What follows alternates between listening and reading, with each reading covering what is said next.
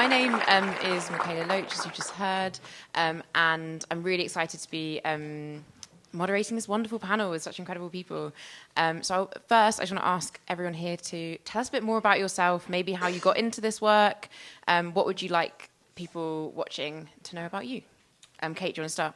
Yeah, I can start us off. Hi, everyone. I'm Kate. I'm a climate and land use adaptation planner and also a newly minted author of a book called Climate Action for Busy People. So if you're feeling kind of anxious, check my book out. It might help you feel a little bit less of the bubble guts. And I came to this work through the community that I grew in. I grew up in Queens, New York. If you're familiar with Fran Drescher and The Nanny, like that accent, like that's the part of Queens that I'm from. And I was raised in a mostly African-American, Black community, mostly people who had migrated north from the Carolinas in the 1920s, 30s, 40s. Great neighborhood, packed kids, completely unsupervised the whole summer. We had a blast. And like the other kids, we would have a lot of fun playing outside. And like the other kids, I was in and out of the hospital a lot for asthma. That was triggered by pollution coming off of the two expressways that intersected through my community. Our basements would flood a lot, so the drywall would mold. And there was actually only one tree that was planted on our block, so it was also really hot in the summertime. And my mother grew up with a single mom, and all of the people in my community, the adults, would say, you have to work hard, you have to go to school, you have to get an education because you got to go. And I was not a very anti-authoritarian kid at the time, and I did exactly what I was told. I worked hard, I went to school, I got a degree in biology out in Oregon, and then came back to the East Coast to teach in communities that looked a lot like the ones that I had grown up in. And I found myself telling kids the same thing that I was told. You got to work hard. You got to get a good education. You got to get a good career because you got to go. And embarrassingly, it took me about 4 years to realize what a horrifying thing that is to say to a kid. That you need to lead your language, your culture, your family, and your community so that you can breathe clean air. You can play in a park instead of a dusty lot. You can sit on a bench in a tree instead of a burnt-out couch. And so I switched careers and ended up going to MIT for urban planning because I thought that this myth of scrappy self-determinism that we're pushing for kids is a really horrible waste of resources and a waste of people. And instead, why don't we look towards the community members who know what needs to change? If you'd asked me in the 1980s and 90s, or if you'd asked my mother or our community, we know what we needed. We needed those highways to come down. We needed our basements not to flood, and we needed green infrastructure. Not that complicated. So why don't we turn towards residents and work closely with them to figure out what they need and get those changes put into their communities? Seems like a better use of resources and money. So that's the work that I do now in groundwork. I work in 25 cities across the country working with community members to put them in the driver's seat in making changes to their built environment. And it's hard work, it's simple work, it's important work, and I'm looking forward to telling you about it. Who'd like to go next? Hi everyone, my name is Wala Guerrero. I first want to apologize for my voice. I'm a bit congested right now, so of course I'm so excited to be here first because I grew up not near here but close enough in the small but mighty state of Connecticut. I identify as an environmental justice advocate, and I am the proud founder and executive director of Black Girl Environmentalist. We are a national nonprofit that's working to empower the next generation of Black women and Black gender expansive folks in the green economy space, climate space, sustainability space, however you spin it. My start officially began when I was 15, but I really believe that so much of our identities and connection to the land come before us. So my family's from Kenya, we're Kikuyu, and for time immemorial, my family has always stewarded the land. And those stories were really central to how I grew up. I grew up with my mom and grandmother gardening in our backyard. My mom had transformed this lot in our backyard where our landlord told us that she would never be able to grow anything. And somehow she used that ancestral green thumb and she proved them wrong. And all my earliest summers were spent in that garden, watching my mom and grandmother steward the land. And I remember the stories that my grandmother would tell me about her childhood and how the trees dancing were them praising God for a beautiful earth. But what's so interesting about those experiences is that I never really identified as an environmentalist. I would say I didn't identify with that term until I was 20, which sounds a bit contradictory because I started this work officially when I was 15. I'll talk about that a little bit later, but when I was 15, I stumbled into an environmental science class. I don't tend to say why I stumbled into that class, but I'll tell you all. I had thought my whole life that I was going to be a medical doctor. So my whole family's in healthcare, and as a daughter of immigrants, my parents are like, there are three careers you could go into: doctor, lawyer, engineer, and the other options were taken up by other families, so I opted for medical doctor, got a D in chemistry, and the only science class I could take to graduate on time was environmental science. I did not want to take the class, but I'm so grateful that I did because it changed my life. I had an incredible teacher, Mrs. Rose, who I'm still in contact with, like we said. And she had, after teaching a course for over 10 years, decided to integrate a chapter on environmental justice, and it really just changed my life. I felt seen for the first time. I began to understand the long history of Black women and folks of color steering the land. I began to understand that the environmental movement that I had for so long felt like had nothing to do with me or my community actually had everything to do with my community, and that there was a long legacy both here in the US and elsewhere. And so I remember coming home one day and I told my parents, I was like, I'm dedicating my life to environmental justice, you can't stop me. And they didn't. Thank goodness they supported me. And so I've worn a lot of hats. I started out as an organizer, so one of the first things that I did was, with my friends and I, when I was 18, we led Connecticut's first ever Youth Climate Lobby Day. We busted almost 100 young people to lobby our legislators on the importance of integrating sustainability and climate knowledge within the K-12 system. And it recently passed like a year and a half ago. Not because of the work that we did, but there was like a catalyst moment, and the movement continued long after I left and was well into college. But then I became a student studying environmental science. I went to Oxford grad school, and now I have the great pleasure of getting to lead an organization that is hopefully working to change the face of the conservation, climate, sustainability movement, so that we can all see ourselves represented and so that we're all included in the solutions that we need.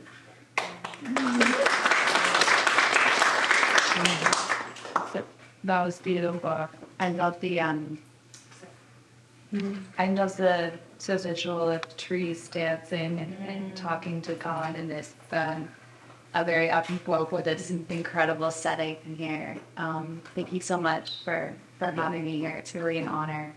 My name is Sierra Quidiclit. I'm a professional skier and a climate activist, and my journey starts from being a young one that shared a very small loft with three brothers and was constantly trying to escape into the natural world. And I was very, very lucky to grow up in a ski town where I got to spend a lot of time outside in the mountains and getting really intimate with the snowpack. And I had my metrics of, by February, I could jump off the roof and into the snow.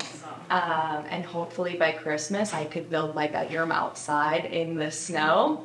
And suddenly that stopped when I was about 10, 12 years old. And I started to wonder if this was the global warming thing that my teachers were telling me may be happening, may not be happening. And then as the seasons progressed, I became very, very certain that this global warming thing was happening, and it was happening at a pace and scale that there was very little awareness to. And so I started my digital advocacy journey and founded myspace.com/skiers against global warming. To really date myself, there's a lot of qualifiers there. And then I went on to become a professional athlete and use that platform to speak to broader audiences about global warming, which became climate change. And I think when I think about my journey and how it's been unique, I was raised in a really conservative environment. Utah is a very red state, and so I always felt propelled to speak about climate justice and climate action in a way that brought in the masses. So as my journey went along, I co-founded an NGO called Plastic Free Fridays, which provided a space for the everyday citizen to join the climate movement, because maybe lobbying was a bit too far for them, but bringing a reusable was accessible. And then I wanted to have an opportunity to bring together communities and do impact work beyond the ski outdoor space and the plastic space. So I started Time for Better. We're a climate communications agency, and we built an experiential place called the Hope House, which instills optimism and wellness within the climate movement. And I'm very passionate about deep care for the leaders that are leading this movement, so that we can sustain ourselves, so we can sustain the movement.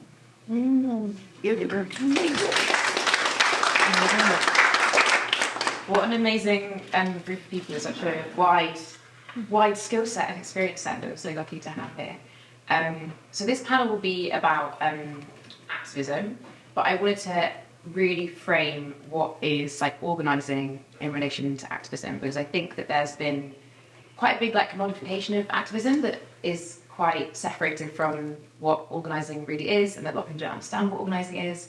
For context, my background is in anti-fossil fuel organising, and then currently I do labour and union organising for literary workers around divestment within our industry through fossil-free books.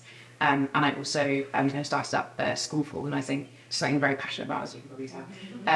And Kate, I wanted to hear from you first. As a community organiser, could you maybe define what is organising really? How does it fit into this kind of world of activism more widely?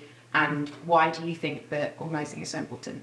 Yeah, so I think activism and organizing share a lot of DNA in that they both come from the foundational understanding that our communities don't look the way that they do by accident, which means that change is not going to happen accidentally.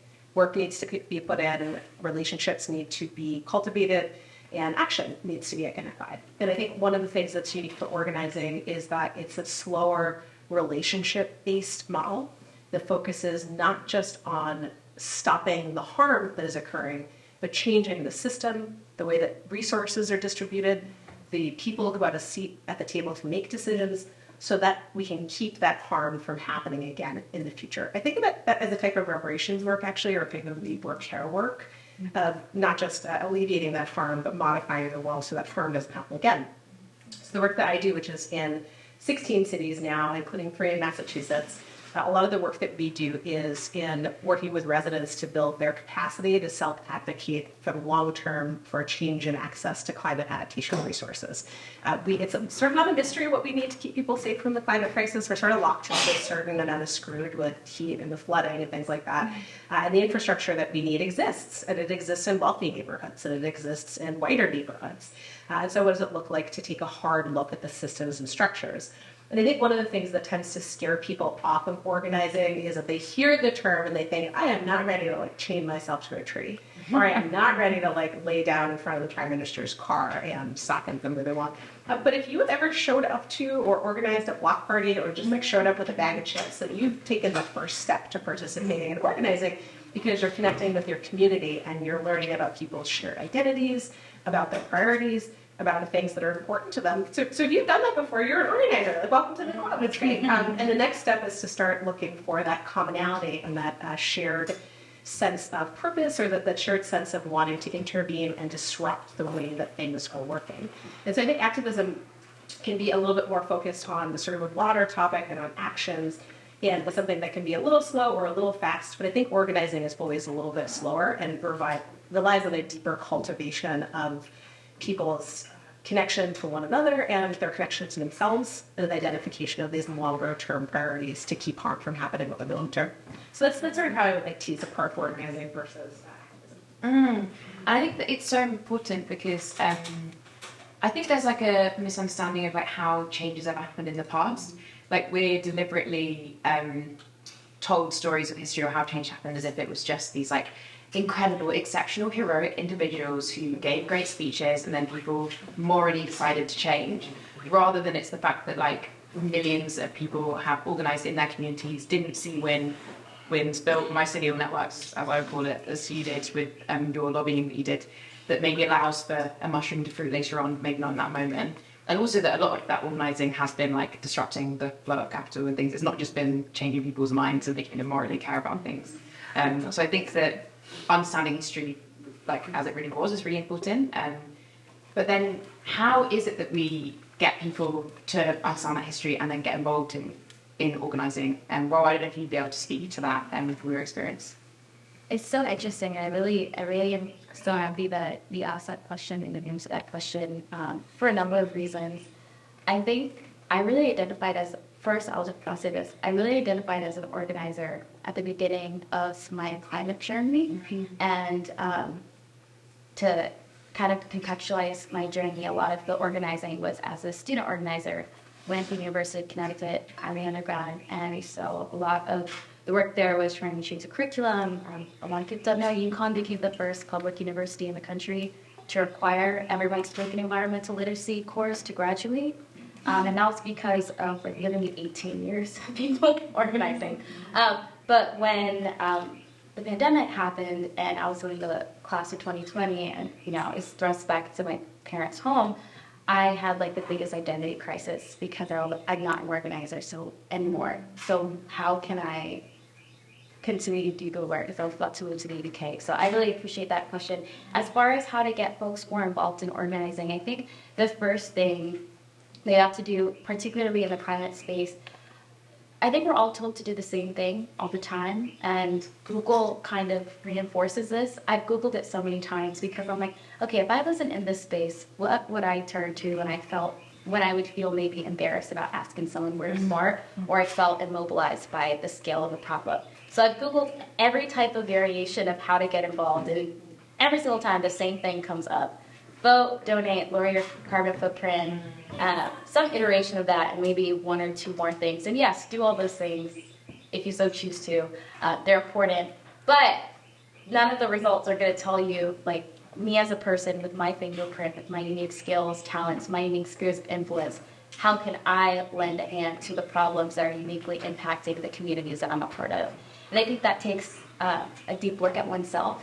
I think it requires us to know ourselves, know what we're good at, what brings us joy. I think those things really have to go hand in hand. Like, you have to like what you're doing, too. There's, like, a Japanese Adikai, a Japanese, like, theory that you can create a constellation of possibilities, thinking about the things that you're good at, know exactly what you enjoy, and the work that he's doing. And Dr. Alan Johnson has crafted a kind of a diagram out of that principle. And I think that's a really useful tool as a starter. And I would say that finding community in that is really helpful. I'd say what we all want is to find belonging, regardless if we're organizing or not. But particularly when it comes to organizing, that doesn't happen in a silo. There are activists that do sometimes work alone. If you're an organizer, if you're doing organizing, that work is deeply relational. And that actually, I think, manifests in there being more sustainable movements, because if you're working alongside folks, you are accountable to them, which is really beautiful. But then you're also more accountable to yourself.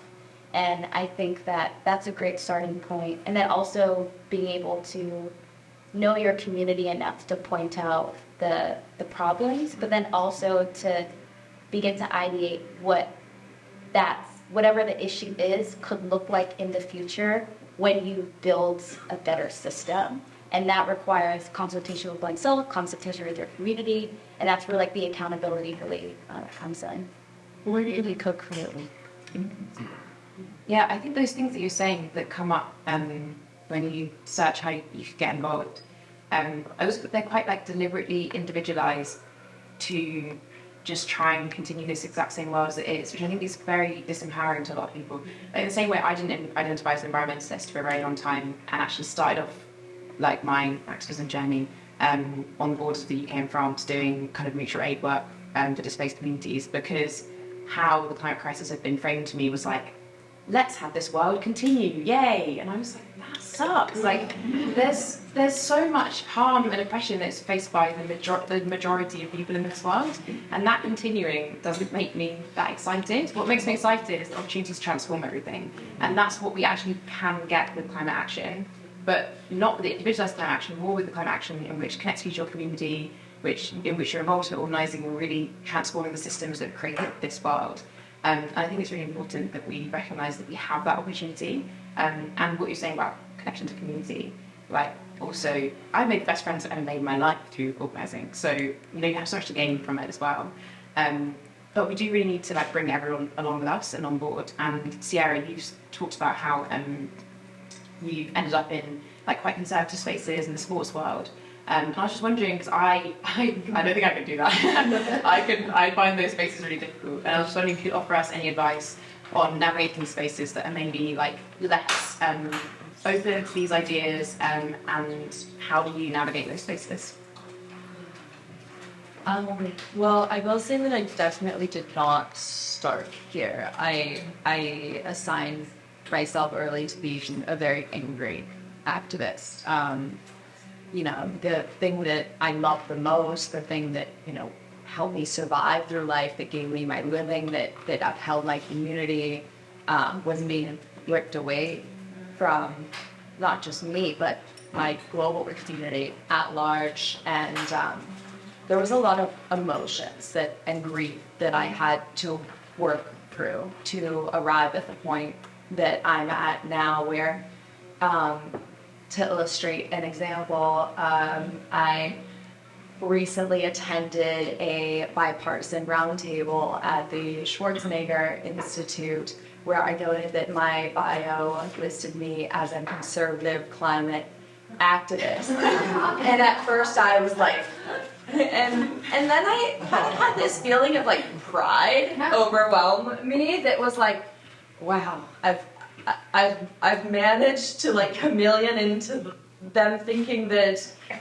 I'm on their side, and then I love that, because really we're all on the same side when it comes to climate. We're all living on this planet, and I did, you know, take the liberty to clarify that wasn't my personal identification, and we'll clarify this in this room, but I think that there's immense privilege in the position that I have, and I certainly understand why that's not your position. But myself, as a light-eyed, blonde, white woman, I've managed to be able to wiggle into these spaces and places where I can speak to conservatives. I can speak with fossil fuel executives and representatives, and I take a lot of joy in finding common ground in those places and spaces, and landing in the humanity that this crisis is, because I firmly believe we don't have a climate crisis, we have a crisis of humanity, and we're all on different stages of our journey, but I think that everyone is welcome. And to echo some of the sentiments that were shared yesterday of the othering that happens in this movement, I think sometimes as activists we're putting ourselves behind in that, and if we can take an opportunity to call in, I will personally take that opportunity, and I'll say this with like due respect to the whole spectrum of activism and the call out and all the things. I'd love to like challenge all of you on this, because I think I struggle with, I think there's been more of an issue of climate activism being like refusing to challenge the status quo and refusing to challenge the 1% and caring more about getting them on board when they actually don't care about us or the majority of people. Like, they profit from extracting from people's lives. And I think that we'd gain a lot more if we recognise that the crisis that we're facing is the climate crisis is like a symptom of like white supremacy and capitalism that have been like extracting from people for like hundreds and thousands, well, hundreds of years. Actually, capitalism has not been around that long, so we can create something else. But yeah, I think, how do we ensure that our like movement is actually challenging? I don't know, and it's actually disruptive, and it's not going to get consumed or absorbed by the status quo. Because I think I do worry how our like even our language in these spaces ends up on like billboards of fossil fuel companies, or like and I was at Shell's AGM this week, and the amount of like of our language that they used in their speeches will be like made me so upset and like heartbroken. I was there to speak on behalf of comrades in the Niger Delta where the life expectancy is between 41 and 46 years of age because of Shell's exploitation there. That was younger than most people in the room that day. And I think I just worry about like what we're talking about not being challenging enough if they're able to absorb it. And like how do we navigate that? I was wondering, I mean, you have any thoughts on that? Sorry, it's a big question. I think one of the most powerful parts of good organizing is shared leadership and decision making. And I think taking a really critical eye to the way that others, be they corporations or even municipalities, because I think municipalities actually play this game too. Local government does as well, of promising great action or putting together unfunded plans to either green a space or to get the city off fossil fuel that then not funded or putting any work behind it. And so I think using a critical eye in these situations to look for where is their shared leadership and decision making, and where have the people who are most impacted by this been consulted. And so I think that there's a really great, I'm a big believer actually in like hyper-local solutions. I think we need everybody at every level, but that's the perspective that I'm coming from, is that the biggest bang for your buck, that's your municipality. You finding your city council, you finding your neighborhoods, because that's also where you have the most authentic knowledge of what the problems are and what the solutions are likely to be. And I think as much money and time has been put into co-opting these phrases and energies, and they've also put a lot of money into making it seem like you don't know what you're talking about as a person, and that your anxiety is not real, or that the grief that you're experiencing is not real, or that your understanding of the problems is not real. And I think that that's like a very, that's an important type of subversion to go in and say, actually, I am a real person. Again, I know what areas of like community flood, and I know where the air quality is really poor. And start trying to see yourself as someone who's an expert, the same as the scientists who are paid by Michelin corporations to say whatever, or to see yourself in that space of being a community expert. No one has the knowledge that you have, so no one is able to drive the conversation in this authentic way. So I think keeping a critical eye looking for where shared leadership is not actually inferring, understanding that valuing your own expertise is subversive and it's radical. To your point, it's not like that radical, but in our culture it kind of is, to push back against all of this energy and work that's been putting into making you think that the climate crisis is your fault because you don't watch your recyclables super well. And Wawa, through your work in Black Women Environmentalists, you championed thousands of Black women and non-binary people, and you should feel so proud of the work that you're doing, and so many of us are so grateful for that. And through doing that, you've kind of had to have one foot in the like kind of more formal activism space, and then one foot in the industry space, through increasing opportunities for Black women and non-binary people to work in the environmental space. And I was just wondering, how do you navigate being in both of those spaces?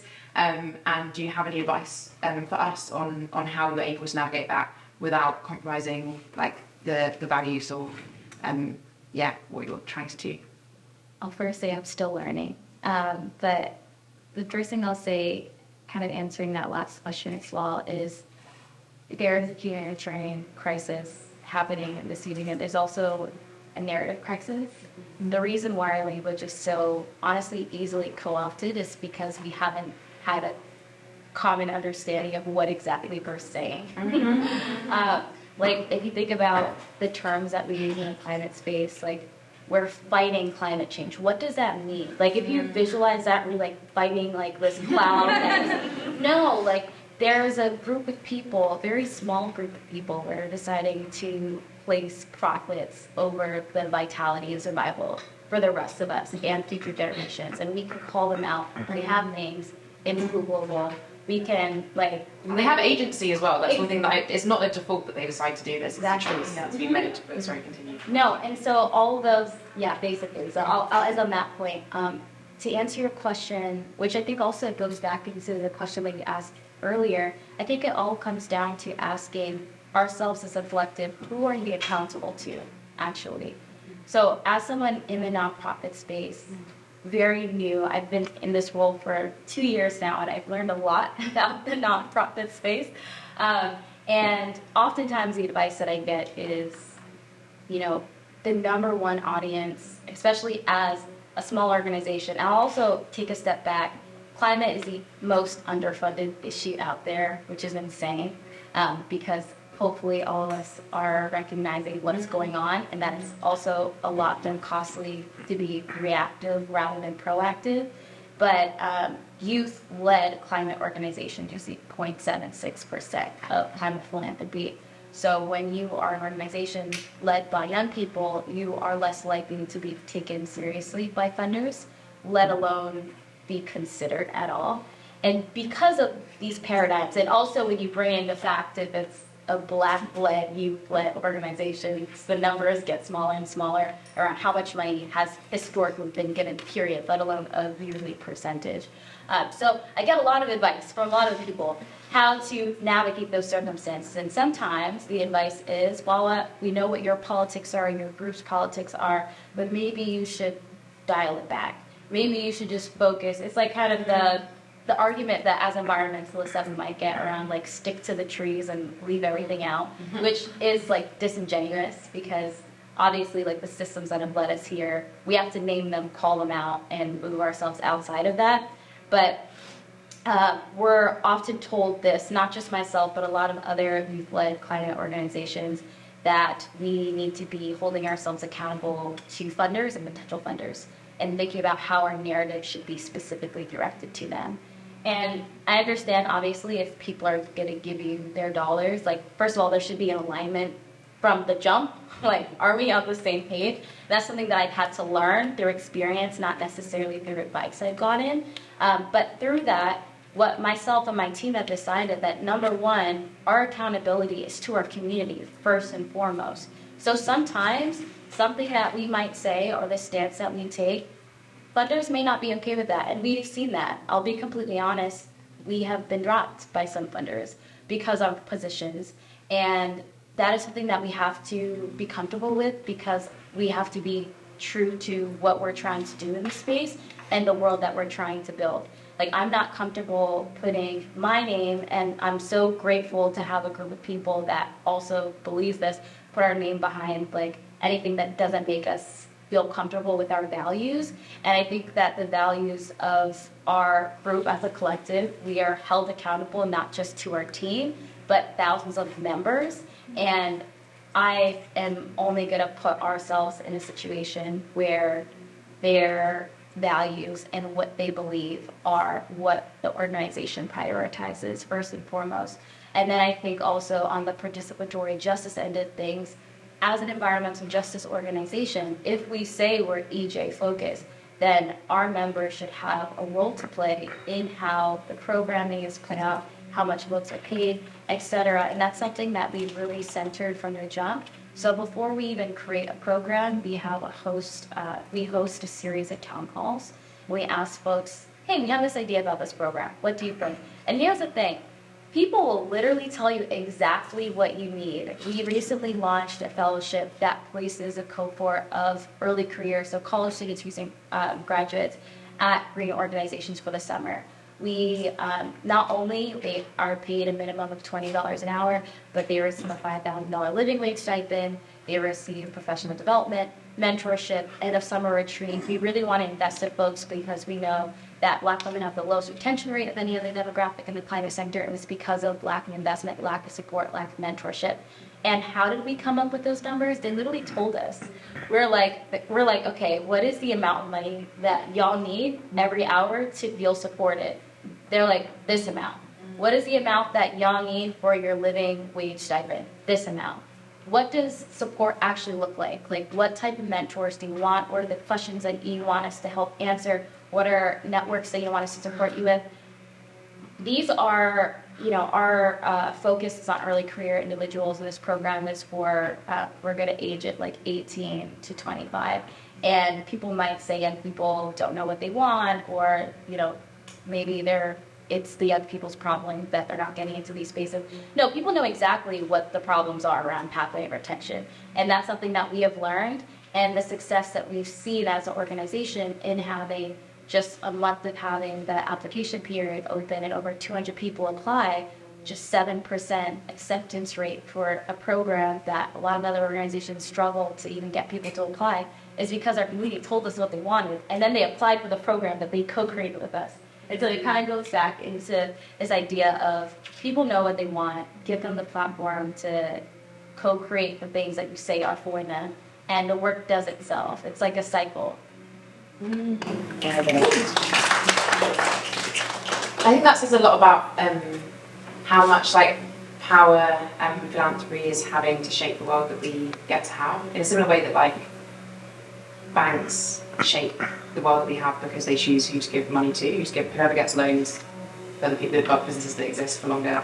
I think philanthropy was just having that. I think that there should be a change needed to give more autonomy to the people who are doing that work, and not just redistribution of, I keep saying this at Bill Gates about a couple of years ago, but not just redistribution of like wealth, but also redistribution of power over the decisions of what work we make. And you made some really good points about that there.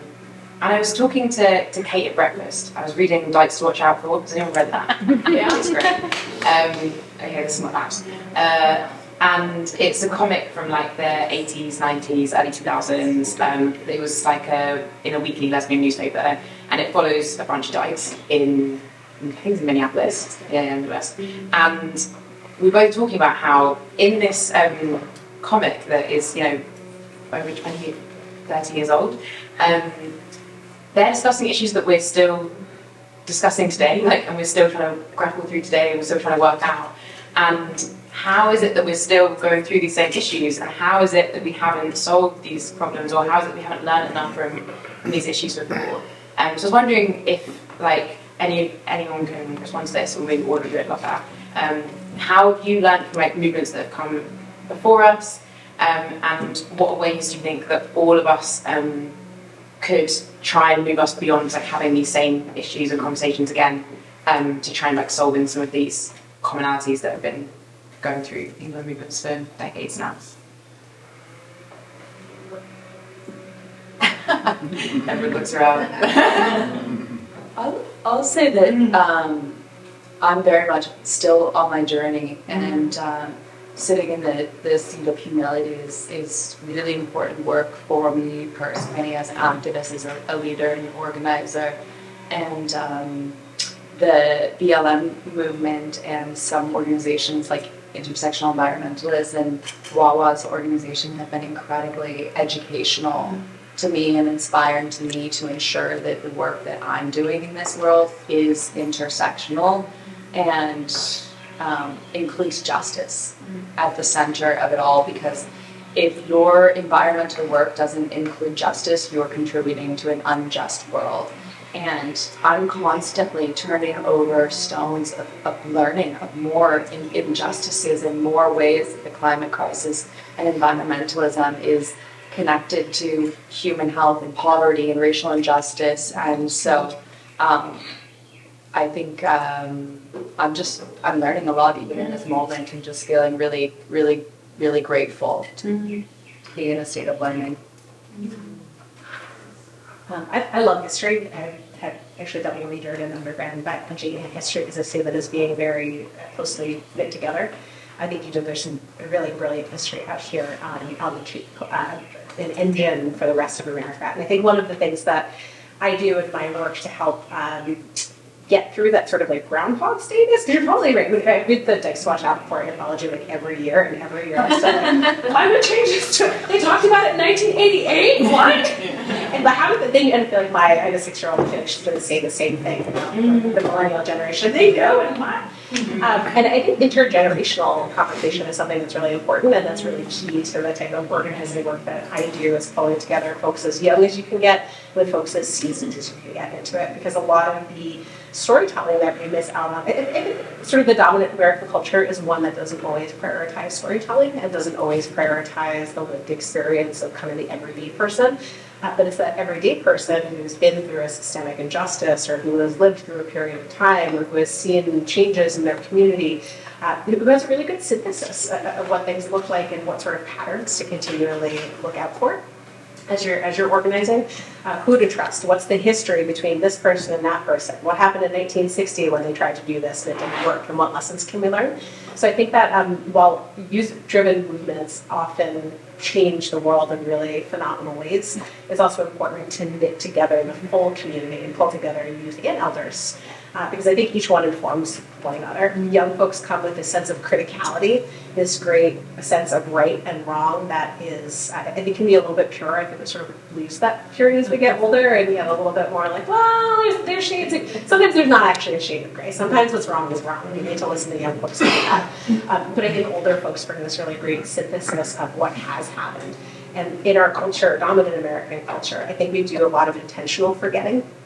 Over time, I think that our municipalities, I think our federal government, I think our corporations put a lot of money into that intentional forgetting, because if we know what happened, if we could learn those lessons from generations and apply them to a world of those generations yet unborn, that power would be far too great and would completely disrupt the status quo.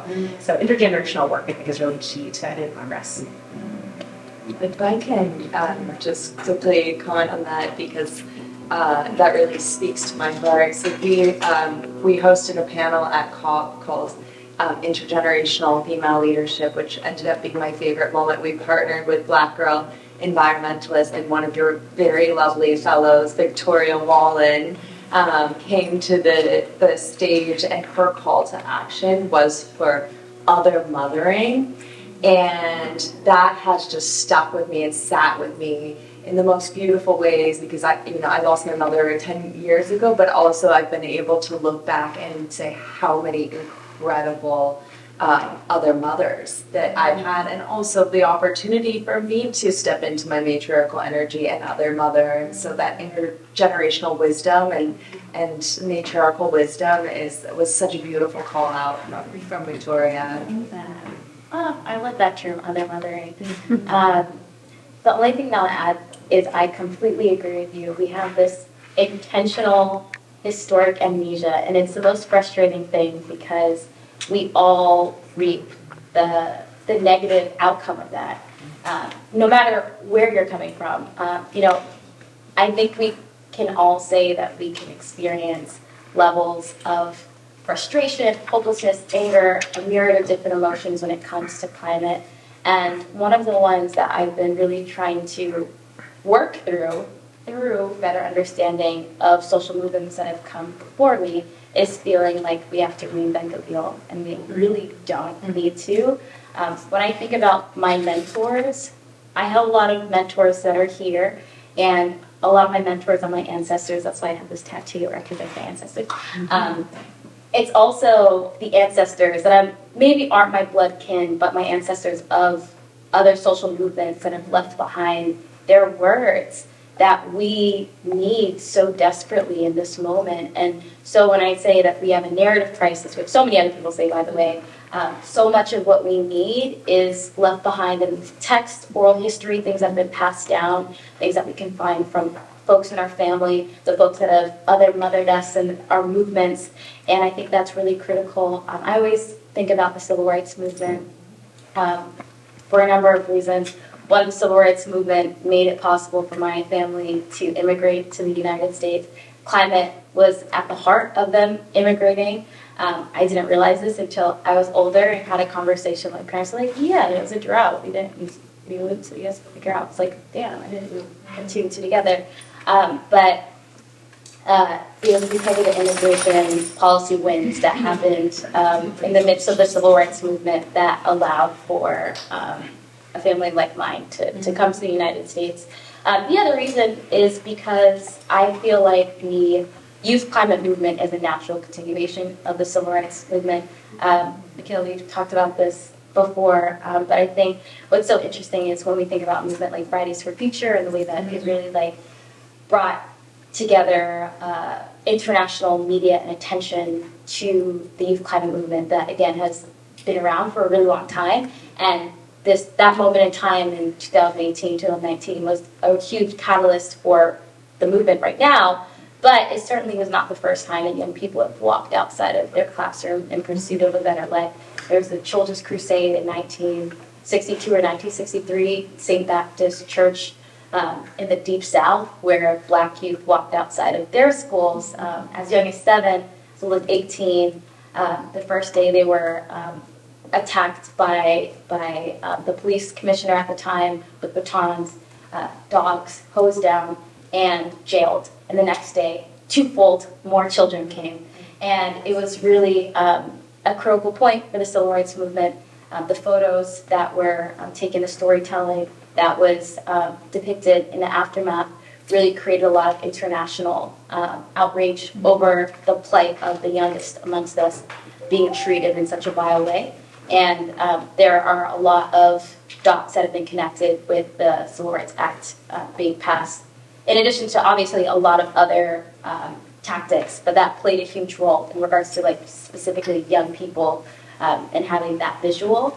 And I think that, unfortunately, I think there's a big missed opportunity when it came to talking about the Fridays for Future movement as a natural continuation of the intergenerational legacy that we all are a part of, and this intergenerational thread that really connects us in a really beautiful way. And so I really would advocate for all of you here today that have learned this history, if anyone talks about the Fridays for Future movement, please contextualize that the Children's Crusade is one of several other times in American history, let alone history elsewhere, where young people have had to walk outside of their classrooms, their churches, wherever it might be, in pursuit of a better future, and that there are going to be more instances in the future, but we can rely on the histories that have come before us to strengthen us.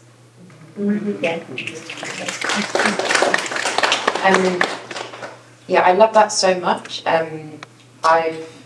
I recently finished writing a kids' book, which I'm not allowed to talk about, but whatever. It comes out next year with Penguin Round of Possibilities, which is very exciting. And I felt really important in that for the young people to write about, how these Fridays for Future strikes are like a historical echo of the Children's Crusades, but also that like Indigenous kids across the world have been forced to take action and to rise up against really huge adversity. But again, also the people who were involved in the Children's Crusades, many of them are still alive today.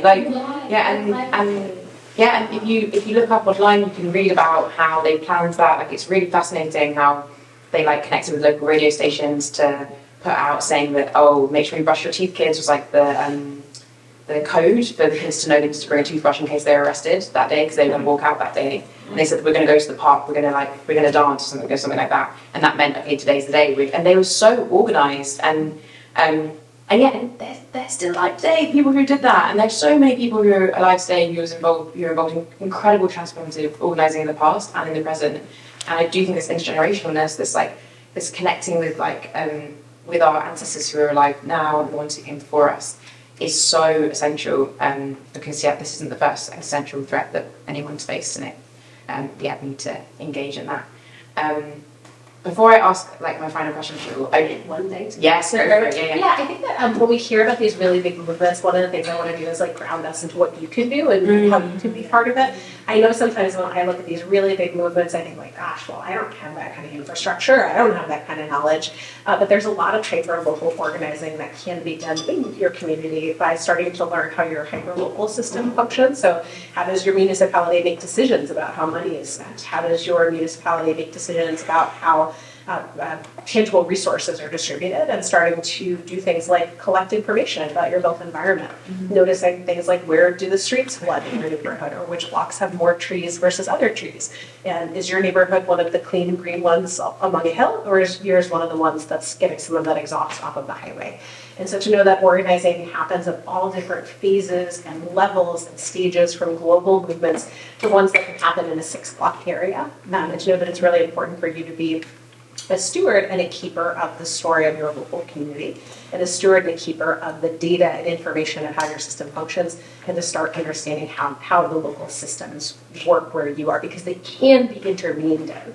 I think people think of governments as just these unapproachable, just irrefutable forces, and they're not. They're made out of human beings and people and rules, and they can be. So if some of these feel really big to you, take the inspiration from them, but know that you don't necessarily have to imitate the grandness or the scale of it. It's okay to do it really small. And it's okay to actually do it like on a small level forever, or to feel empowered to make it a little bit bigger and get involved in larger and global action. Any of those are just better than not doing it. Yeah, 100%. And also, don't give up just because you don't see the wins happening. Yes. I feel so nervous to give a mycelium metaphor when there are like mycologists in the room. So apologies if I get this all wrong. But I think I see social change like a lot of people do, and Adrian Marie Brown's work with Rex a lot. I'm kind of like mycelium and mushrooms, and like how, as I touched on a bit before, but like we learn about the mushroom kind of examples, we learn about the actual change that was successful and the campaigns that won. But what allowed that like mushroom to fruit is all the like invisible networks that happened underground. A lot of them that like died because the mushrooms so died, but like grow from death as well. A lot of them didn't see their success in their lifetimes, but it's only because people didn't give up that those successes, those mushrooms were even possible. So don't give up just because you're not seeing the win now, because your work will be building networks for the win to be seen elsewhere. Okay, and Kate, just before I ask one last question to everyone, do you mind, like you're based in the Massachusetts area, you're organising this area, what can we do to support environmental justice, climate justice in Massachusetts? Yeah, so the work that I focus on is a lot about climate adaptation as compared to mitigation. I do think we're locked into a certain level of screwed, and we have to deal with this to make sure that people can just survive. And that's my type of focus, and I'm appreciative of all the sort of mitigation folks. So just so you know that my focus is very much on that adaptation side. And I organize in 3 communities in Massachusetts and then in 25 cities across the country. And I think there's a lot of commonalities to pay attention to. And that is that, as I mentioned earlier, we know what safe spaces look like. If you've ever been to a neighborhood where the air has felt immediately colder and cleaner, if it's drier when it rains, if you don't hear the constant rumbling of black carbon spewing diesel trucks coming off the highway through a neighborhood, if you're in a space that maybe doesn't have an incinerator located in the middle of a neighborhood, that's the kind of neighborhood that we know exists and know how it works. So if you're here in Massachusetts or wherever you are watching from or listening from or bringing this back to pay attention to the way that our communities look, because they don't look the way they do by accident, and they're not going to change by accident. So what you can do is to, if you live in one of those communities that's struggling, to believe in the power of your experience and the fact that what you're seeing is real and it is unfair and it is wrong and it does need to change. And if you're someone who does get to live in a beautiful, clean, green space like this, that it's also part of your human responsibility to other folks to help to advocate, not on behalf of the people in those communities, but to support them as they start to identify the things that they need to change in their community. So for me, very focused on how do we make sure that the resources that we already do have get distributed a little bit more equitably. So doing things like paying attention to your city council's budget cycles and making sure that you get to know the way that the different systems and distribution methods work in your community, so that you can start to say, hey, I think we're actually good over here in this really nice neighborhood. Let's turn our attention to this wetlands by the highway. And again, not working on behalf of other people, lending your support and the power you have. I'm an elder millennial, and I think that one of the things that when our generation and younger generations talks a lot about the idea of privilege, it's something that can have sort of a negative connotation or taint to it, but I encourage you folks to also see it as a call to action, that whatever privilege you have is part of your responsibility to leverage that on behalf of others. So if you're someone who comes with education or someone who comes with wealth, with connections, if you're someone who looks like the type of person in decision-making rooms, that privilege can be leveraged on behalf of and in community and in partnership with others. So make sure you're doing that too.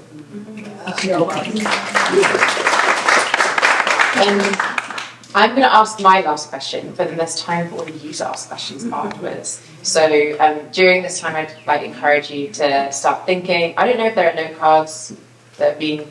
I don't know. There's no note cards. So get ready to stand up and give the best performance of a question, but not a statement, please. Thank you.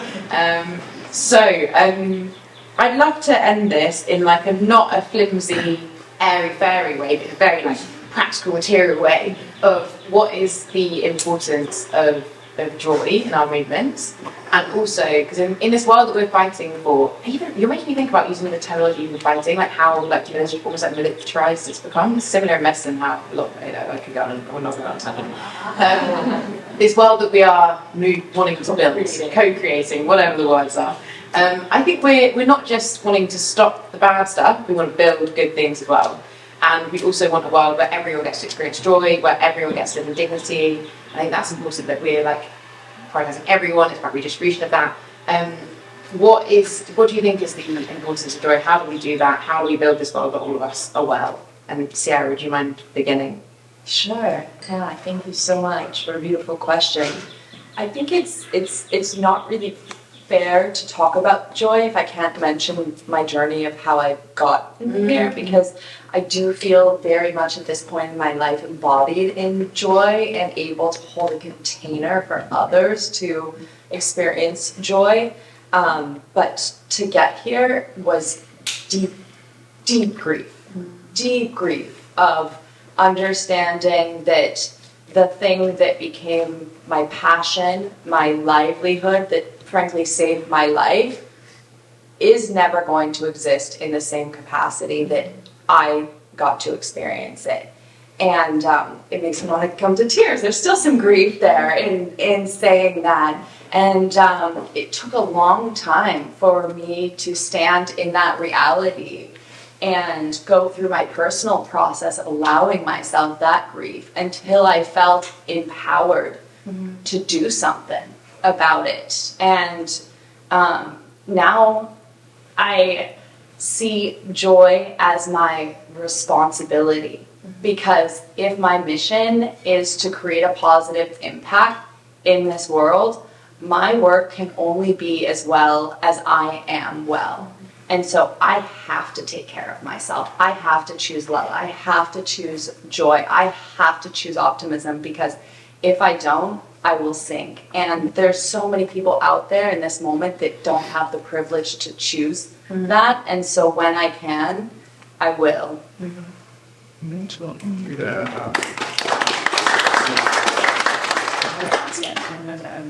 not going to say too much, but you always have this saying, like, joy cannot betray it. It's a quote by Rebecca Solnit, joy does not betray but sustains activism in the face of politics that aspires to make you fearful, alienated or isolated. Joy is a fine act of rebellion. As you can see, I've said a lot. Imagine if every time I had a question like that in my head, like Michaela's voice came up in my brain. Thank you. I love that quote, even though I couldn't say it right now. But I love that quote. And I think the other aspect of that is I don't think our joy should come at the expense of other people. And I think that is something that we all have to unlearn. And that's, I think that goes hand in hand. And very similarly with your journey, I think something that I've had to come to terms with myself is there is no sustainability in any of the work that I'm doing if I can't experience joy.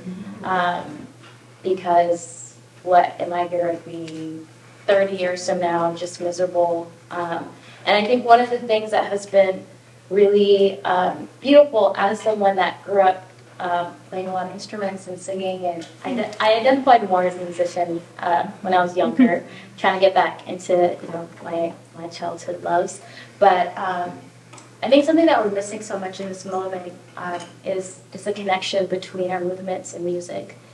When we think about civil rights movement, anti-war movement, so many movements, like music and musicians, it's so hand in hand. And that is such an obvious experience where joy comes from that, right? And I think that we need more dance parties in our organizations. And what's really cool with Black Girl Environmentalists is that my team and myself, we get to create these spaces that we haven't experienced yet, but want to experiment with. And so we actually have a team retreat happening next month, and we plan on having a big dance party at the end, and hopefully that will be a continuation and reoccurring theme at all of our in-person engagements, just because I think dance and music are just so critical to our happiness. I love that. Enjoy the dance party. I'm so excited. If anyone in the audience is kind of like me and hasn't yet cultivated a full practice of joy, you're not alone. I think I'm still on my journey about building the infrastructure for it. And I think the way that I'm working on building the infrastructure is to be a little bit more in touch with my senses. I think that joy is something that in the dominant culture, something that's not taken seriously, right? Serious people don't experience joy. Serious people like count their money and I don't know, they go to meetings and stuff and wear suits. And I think that there is a seriousness to cultivating that practice of joy. For at least me personally, it's not something that necessarily has come organic in the face of all of this climate grief. I haven't quite processed all of it yet. It's something I think that was renewed when I had my daughter in a very deep and unexpected way.